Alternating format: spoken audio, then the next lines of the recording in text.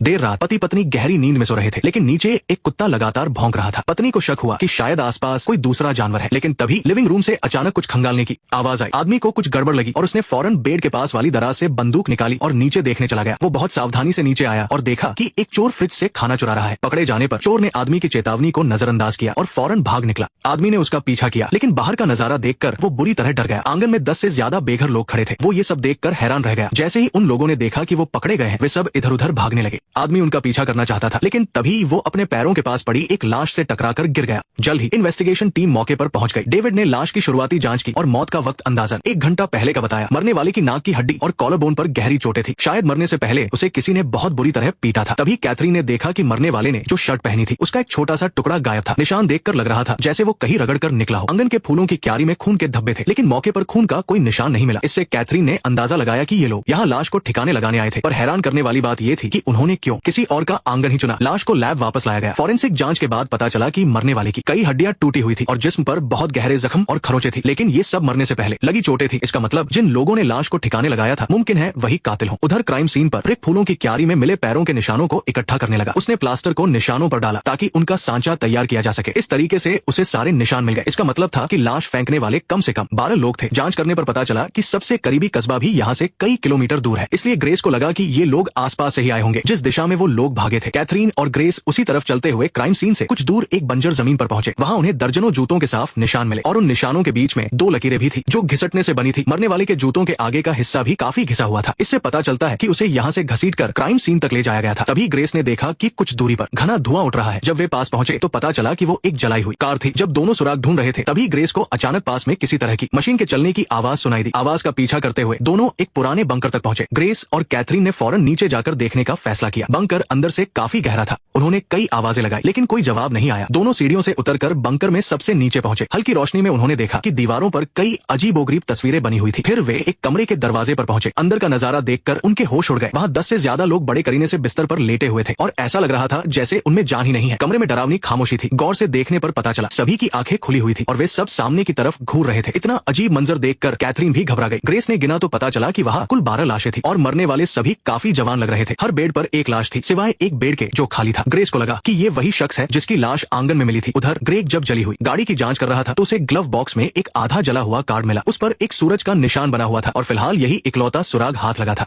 Bunker में हर लाश के पास एक प्लास्टिक की बोतल रखी थी जिससे लग रहा था कि उन्होंने कुछ पिया है। उससे शराब जैसी गंध आ रही थी, लेकिन वो शराब नहीं थी। निक को पास में ही एक कैन मिला जिस पर एक उंगली का साफ निशान था। इसी बीच ग्रेस को एक दूसरा कमरा मिला। इस कमरे की दीवारों पर अंतरिक्ष और ग्रहों के कई पोस्टर चिपके हुए थे। वहीं दूसरी दीवार पर बने निशान किसी धार्मिक संगठन की तरफ इशारा कर रहे थे। इन सब के अलावा वहाँ एक बड़ी सी लोहे की गेंद रखी थी। ग्रेस उसे देखने के लिए आगे बढ़ी और गलती से उसका बटन दब गया। वो गेंद घूमने लगी और उसके अंदर से दर्जनों रोशनी की किरणें निकलने लगी। रोशनी की ये बूंदे कमरे की दीवारों पर ऐसे चमक रही थी जैसे अंतरिक्ष में तारे चमक रहे हों। इससे ये अंदाजा लगाया जा सकता है कि यहाँ के लोग शायद अंतरिक्ष की दुनिया में जाना चाहते थे। उधर लैब में फॉरेंसिक एक्सपर्ट्स सभी 12 लाशों की मौत की असली वजह जांचने लगे। नेक्स्ट पार्ट देखने के लिए वीडियो को लाइक करो।